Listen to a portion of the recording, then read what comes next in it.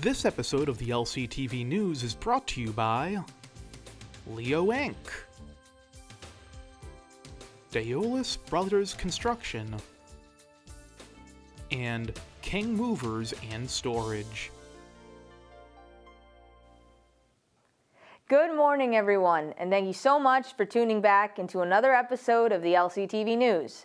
I'm Dani Vittori, and themes this week fall along the lines of education and supporting others in our community. The Lowdown introduces us to a brand new nonprofit organization, the Athena Project, and their mission to connect other organizations through collaborations. With that, let's jump right in with the news for Friday, November 14th, 2025.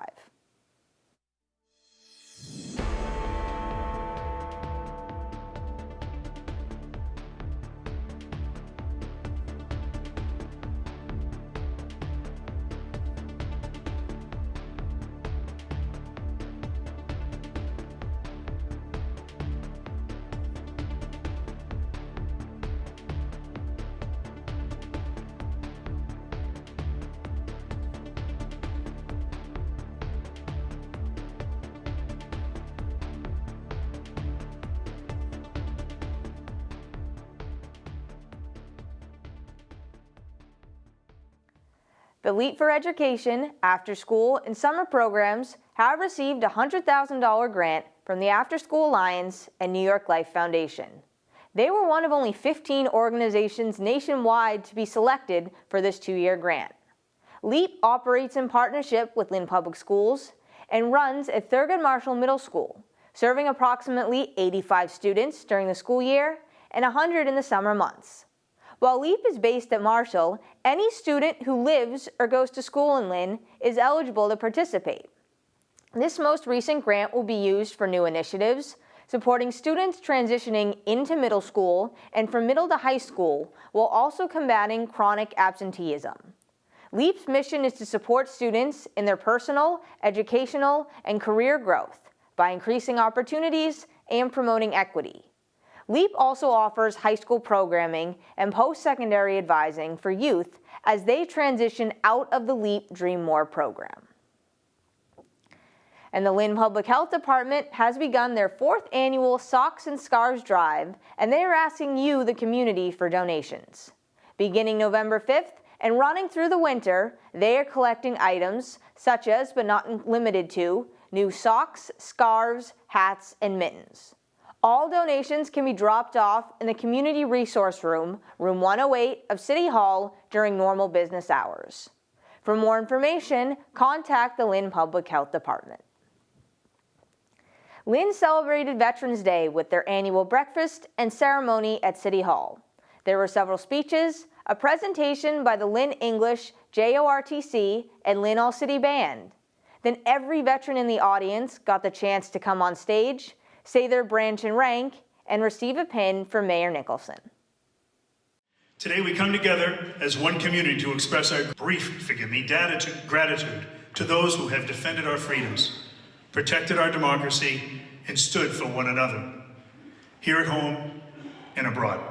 It is an opportunity to say thank you, as well as to reflect on the magnitude of that service from veterans and the role that it has played in our history that allows us to have the country that we have today, the democracy we have today, the freedoms that we enjoy, and also to think about the future of this country, what the veteran sacrificed for, what the veteran served for, and how to best honor the rights that we have, the democracy that we enjoy, and the choices that we make going forward. And not just in the country that the veterans have allowed us to have, but also the important role that veterans play returning from service. Today, we celebrate that service. But equally important is what happens after the uniform is hung up. Because service doesn't end at discharge. It simply changes form. Here in Lynn, we are fortunate to have community organizations dedicated to that continued service, to supporting our veterans and their families, to ensuring that no one is left behind when their military chapter closes and a new one opens. Let us continue to honor the veterans not only in words but through our actions, supporting them, standing by them, and never forgetting their service. Are you a young musician? The Northeast Massachusetts Youth Orchestras are looking for musicians to join its ensemble for the 2025-26 Winter and Spring Concert Series. Audition registrations are now open for youth musicians looking to perform in concerts and network with others. String musicians with at least 1 to 2 years of lessons, woodwind, brass, and percussion students who have played for at least 2 years and are participating in private lessons are all welcome to audition. All NWUO ensembles will perform in the afternoon of spring concerts in May, as well as a chamber music concert at the Shore County Day School in March. NMYO is offering 5 groups this year, including 2 levels of string ensemble, 2 full orchestras, and a wind ensemble for intermediate to advanced winds, brass, and percussion. On Wednesday, November 12th, Wayne Alarm announced they are that's not a word, Dani. Oh well. On Wednesday, November 12th, Wayne Alarm announced they are opening a temporary food pantry where people can come and fill a bag. The food pantry will be held on 4 dates, beginning today, November 14th, with the remaining dates on November 26th, December 12th, and December 24th. On any of the mentioned dates, head to Wayne Alarm's 424 Essex Street from 5 to 5:30 p.m. to collect your food. Wayne Alarm is also seeking donations of unopened and unexpired food. Donations can be dropped off during their normal business hours, weekdays from 8 a.m. to 5 p.m. Given the recent changes in weather, this was the perfect time to reintroduce a Fast Facts segment done by a former co-op student about shivering. Learn more about why this happens as the weather turns colder. Welcome to Fast Facts. Have you ever wondered why we shiver when we are cold? Shivering is an involuntary reflex that occurs when you're cold to keep your body warm. There are sensors in your skin that detect the temperature drop and send messages to your brain. Your brain then sends messages to your muscles to quickly tighten and loosen. This is called shivering.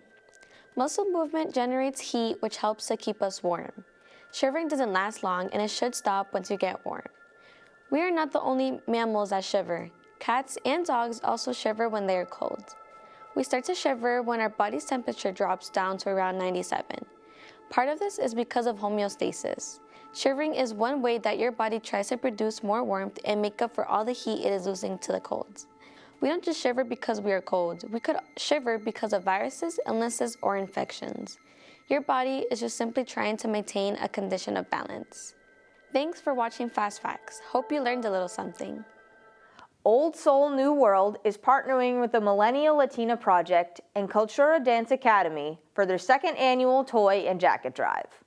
All donations will benefit children and families served by the Lynn Family Resource Center. There have been many generous donations up to this point, but LFRC is still looking to fill the gap and meet their goal of bringing gifts to 200 additional youth in Lynn.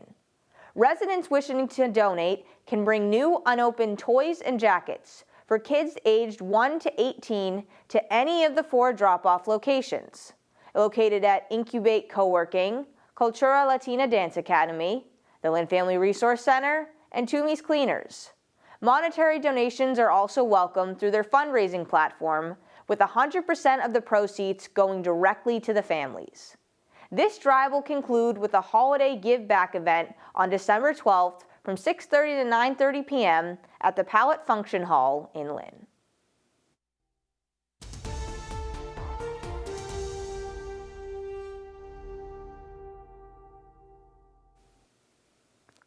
Lynn Tech football fought hard, but they were unable to take down Bourne in a 28-16 final. The Tigers put up 2 touchdowns late in the 4th quarter, but came up just short of the comeback. Well, St. Mary's overpowered Greater Lawrence Tech 48-13 last Friday night.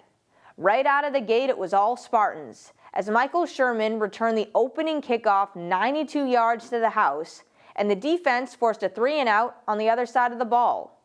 Quarterback Yanel Ballard rushed for 140 yards, including a 16-yard score in the first and a 63-yard sprint in the second.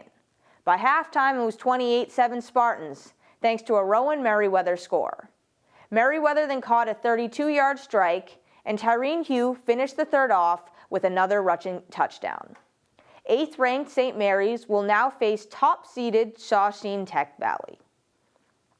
In similar fashion, KIPP's Eli Machada and company took care of business 46-6 over Frontier Regional on the 7th. Machada accounted for 5 touchdowns, Avian Pena added another 3, and 100 rushing yards to boot. It was Gene Ortiz grabbing a touchdown pass to put the Panthers up 32-0 by halftime. 9th-seeded KIPP has a tough test ahead, as they will now square off with 1st-ranked Neshoba Valley Tech in the Division 8 Round of 8. While St. Mary's girls soccer are officially out of the playoffs, following a top-ranked Medford 5-0 on the 9th.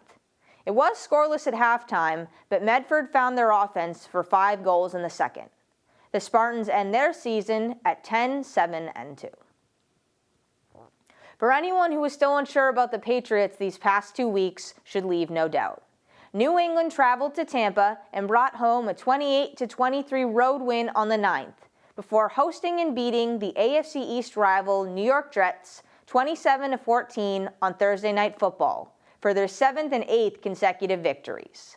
Against the Bucs, Drake May threw for 2 touchdowns and 270 yards. Receiver Mac Hollins has been a pleasant surprise, adding 6 catches for 106 yards, including a 3rd down conversion late in the 4th. But defense was once again the name of the game. After giving up an opening drive score, the Patriots defense only allowed 3 more points in the first half. Then in the 4th, with the Bucs down 5 and driving, it was Chasen and company sacking Baker Mayfield on 4th down to seal the win for the visitors. While running back Ramondre Stevenson still on IR, Travion Henderson is making the most of his opportunity. He ran for 147 yards and 2 touchdowns against Tampa before becoming the only rookie in Patriots history to record 2 rushing touchdowns and a receiving touchdown in the win over New York.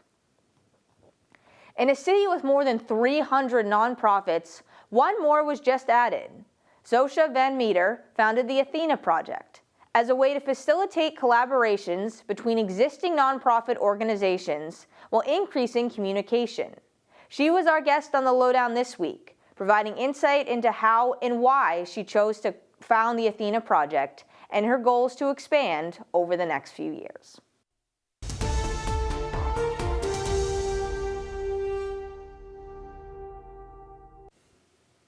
Hello everyone, welcome back to another edition of the Lynn Lowdown. Today we have on a very new nonprofit, the Athena Project, Lynn, and their founder. Thank you so much for coming on today. Hi, thank you so much for having me. So you were speaking a little bit about this before we started. You only established it earlier this year, but for anyone who may not be familiar with you, would you just quickly introduce yourself and then the Athena Project? Hi, thank you. So yes, my name is Zosia VanMeter. I am the president and founder of the Athena Project, Lynn. It is a newly formed organization here in Lynn. We are a small nonprofit with a goal of providing support to already existing organizations in the form of communication and collaborating, facilitating collaboration, or to create complementary programs to fill a gap. Nice. Nailed that description. And you were even speaking about it too, the collaborative piece between nonprofits. There's so many in Lynn that collaboration can be it can be a really big piece of sometimes maybe working to have multiple events that coincide with each other or combining to create one larger one. You were saying collaboration really is the key to that. Yes, so we've seen that over the past few months. Some of the things that we've been working on, for examples of collaboration, would be like recently, a few weeks ago, we had 2 different events. One was at the Lynn Common, the other one was at Harbor Park, and they were running at about the same time. They were both events that were free and open to the public, but geographically slightly different in the city of Lynn. and running at about the same time. So we hired a shuttle to bring people from one event to the other to try to really encourage that collaboration, to lead by the example of showing two nonprofits collaborating with each other, but also to provide the benefit of that collaboration to the community, in that now people could visit both events and it broke down a transportation barrier. Yeah, so you did both. You knocked out both at once. Yes. And you've done multiple projects within the Athena Project as well. You did a networking mixer a few weeks ago. You've done workshops at the Ryan House. And I've noticed you tend to opt for the less traditional meet and greets and more relaxed, informal settings. What do you think are some of the advantages to that? Yeah, so we do. We really love being a little bit more informal. It makes it more personal. For events like our networking mixer, it helped people maybe let their guard down a bit. It's not as formal, it's not as corporate, so people are allowed to be a little bit more real, a little bit more vulnerable, a little bit more creative. And when we speak in those more informal and personal connection settings, I feel like we get a better result.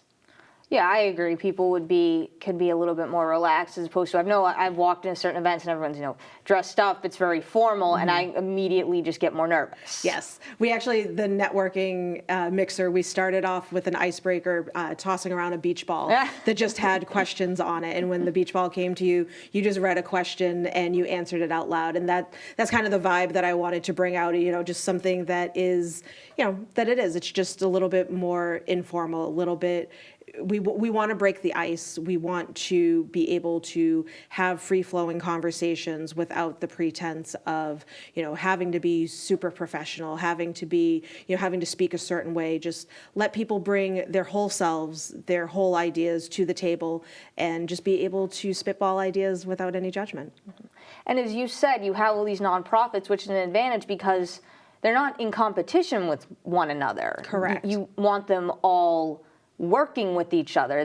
Maybe some of them cover similar areas, but in that sense, you can share ideas and be open with them and not have to worry about that. You might be like, oh, this could be a good collaborative effort I could do over here, or, oh, this is an interesting idea. I want to talk to them more about it and learn from each other. Yes, and that's one of the greatest things about the nonprofit networking mixer that I was really trying to envision, is the benefit of that collaboration, because in the nonprofit world, there's no competition, there's only greater impact. So if you have three nonprofits who are all working on the same project, instead of working on them in silos, they can coordinate. They can either join forces and have one large event, or they can still have their individual events, but just coordinate and not have them all at the same time or all on the same weekend. Right. Or if you have two nonprofits who are going for the same grant money, instead of competing with each other, do a joint grant proposal. And now you have the strength in numbers, you have the strength in the data, and now you can both apply for that grant money and keep it in the community, rather than competing for the same grant money, and now it goes outside of the community. Granted, to somebody else who needs it, but still it's outside of the community. And we're trying to keep as much in Lynn and give as much support to Lynn as we can. Like you said, no competition, just greater impact. I'm gonna use that now. I'm gonna write that down and go, this is a good one. I'm gonna toss in there. I like that one. That's the one that I've been keeping at the forefront of my lens for the past few months, as we've been moving forward with a lot of the programs and a lot of the activities that we've been trying to do under the Athena Project. It's really just about trying to just work with what we've got. Lynn has a lot of great people, a lot of really big hearts, and I know that together we can do some amazing things for this community. And you even mentioned how much you love working at the Ryan House as well. We had a few pictures of pots that you'd painted and some of the gardening that you did, which that looked wicked fun too. Yeah, working at the Ryan House has been wonderful. A great group of people over there. It's been really nice. So what we do is we do work over there every other week. 1 week it will be just a craft, something that is confidence building. We did the rock garden with the kindness rocks. Oh, yeah. We did the the pots where we painted our pots and just put encouraging sayings on them. We've done vision boards. So we do a lot of confidence building and creative projects. And then on the off weeks, we do workplace readiness, where we work on creating resumes, mock interviews, answering questions, answering questions about what to expect when you're going into an interview and you are going through recovery. Do you mention that you are in recovery? How do you explain a gap in your resume? Things like this that hold a lot of stigma. Right. And hold a lot of shame for people going through recovery. And the goal of the program is to help them really be able to unpack that, so that by the time they go through their interview, they're not carrying that. Yeah. Because someone going through recovery shouldn't feel shame and shouldn't feel bad about what they're going through. But I know that our society tells us differently. Right. So the goal of our program with the Ryan House is to help them combat that before they get to that interview stage, so that way when they go in, they can feel confident and they can really nail that interview. We also have partnered with the Loft at Stetson to give them a gift certificate to get an outfit for their interview. And I'm also looking for a partner on the hair side of it, because I want to give them a gift certificate to be able to get their hair done as well. So that's the goal of the program, is to help them prepare emotionally and mentally for their interview, but then also to give them the tools so that they can be ready physically and go into it and just feel very confident and just have the support that they need going as they're trying to work back into the workplace. Yeah, the feeling and looking confident all at the same time. And that even ties back into the name you chose, the Athena Project. Many people would know that from Greek mythology. And I saw on your website or your post that tied into why you chose this name. Yes, so Athena is the namesake for Athens. Boston actually has the moniker, the Athens of America, because we are just really cool up here with all of our colleges and our culture. But I've always been a really big fan of Greek mythology. And actually, if I'm wearing a sweatshirt right now, but I have two tattoos. I have Medusa and I have Athena. And it's always been a really big part of my life, just Greek mythology and the symbols and what each person and their namesake stood for. Which is what you're translating into the work. You said you're helping people build the confidence, go out and be ready, networking, working with others, helping each other, protecting each other. That's seems to be the mission of this organization. Exactly. That's what we're trying to put forward. We want to put forward a, just really honing in on community, the concept of helping each other, just lifting each other up and not leaving anybody behind, whether it is, because it's not just about helping your physical neighbor, the person who's right next door to you. Lynn is a big city, and we have a lot of community members that we need to consider, including our elderly, including our folks who struggle with homelessness, right. Our folks who struggle with addiction, our folks who struggle with the rent prices, our folks who struggle with food insecurity, and that's what it is. It's about making sure that as we think of community and as we think of those who we want to help, that we're not forgetting those who need it the most. Wow. I think you just nailed it all in one take there. Wow, that was amazing. And my last question is, it's a kind of forward-thinking question where it just started less than a year in. What would be, you say, in a year or so, what are some goals that you've set for yourself for the program? Sure. So one of our next goals is the community potluck, which has been introduced through social media, but has not yet been implemented. The concept is kind of based off of, I'm sure people have seen it on social media, like the pay it forward trend, where you go to Starbucks and you pay for the person behind you, and it just kind of keeps going until somebody finally goes, enough, I'm not paying for anybody anymore. But it's kind of based off of that concept. But what we're going to do is, instead of it being in a drive-through, it's just in a restaurant. You can go in and you can, the idea would be that we would set up certain restaurants who volunteer to be part of it. Obviously, it's not mandatory to be part of it. But if a restaurant decides to be part of the program, they would create a select menu where there would be other items that somebody could purchase that would go on the community board. When somebody purchases it, it's just a gift card that goes on the community board that somebody can come in and use at any time that they want.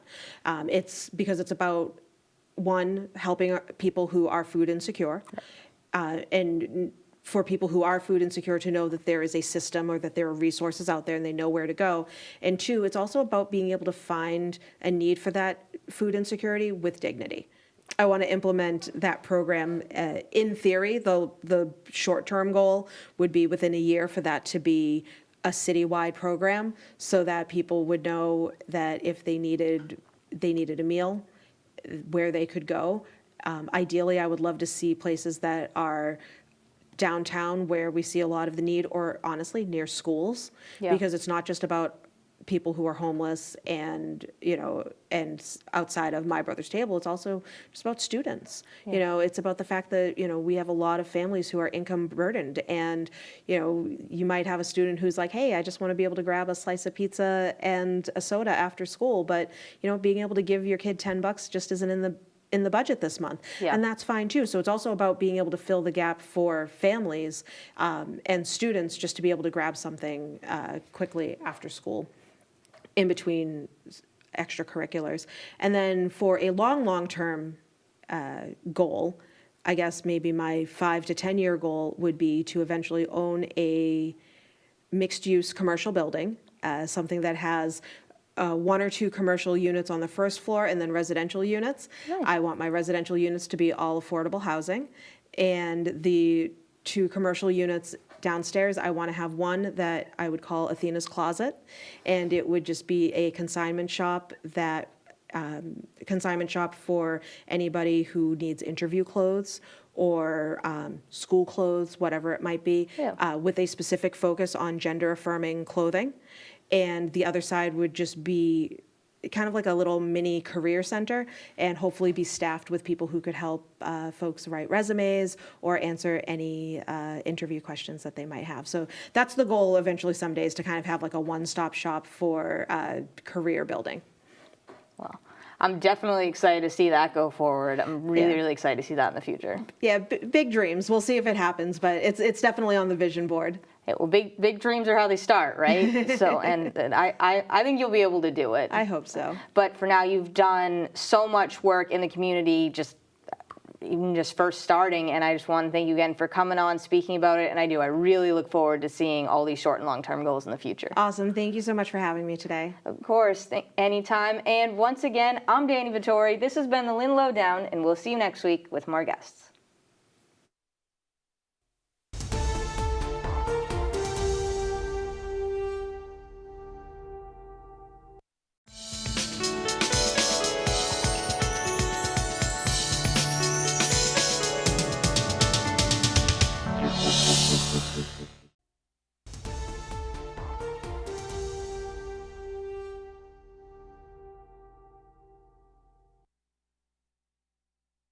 Check out the Food Project's Farmers Markets, running Thursday, November 20th from 11 a.m. to 3 p.m. at the Lynn Common.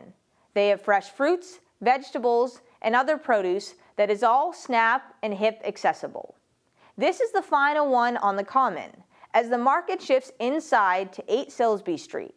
Winter Farmers Markets will begin on December 13th and run on a bi-weekly schedule, while the Lydia Pinkham Building is hosting their 20th annual Open Studios, the weekend of November 22nd to the 23rd. This event will run from 10 a.m. to 5 p.m. on Saturday and 11 a.m. to 4 p.m. on Sunday, featuring more than 40 artists specializing in ceramics, clay, glasswork, photography, painting, and more. There will also be food, musical arts, and the chance to win a one-night class for 2 at the Clay School. Saturday, November 22nd is also the 4th annual Blessing Baskets drop-off event. From 9 a.m. to noon, residents can drop off their baskets at Brotherhood Credit Union, 75 Market Street. These baskets will then be distributed, providing Thanksgiving meals to families of Auburn, Brickett, Cobbett, Harrington, and Hood Elementary Schools. For those who still wish to fill a basket, recommended items include stuffing mix, instant potatoes, a gift card for a turkey, cans of corn, and cake mix. Thanksgiving is just 2 weeks away, if you can believe it, so be sure to stay tuned for many more holiday food drives and events. To learn more about these events listed above and all the events on our community calendar, as well as government coverage and news headlines, visit lyntv.org. And follow us on social media at Lynn Community Television for breaking news and the latest announcements from the city. If videos are more your speed, then Lynn Community Television on YouTube is the place for you. I'm Dani Vittori, this is the LCTV News, and we will see you next week. This episode of the LCTV News is brought to you by Leo Inc., Daolis Brothers Construction, and King Movers and Storage.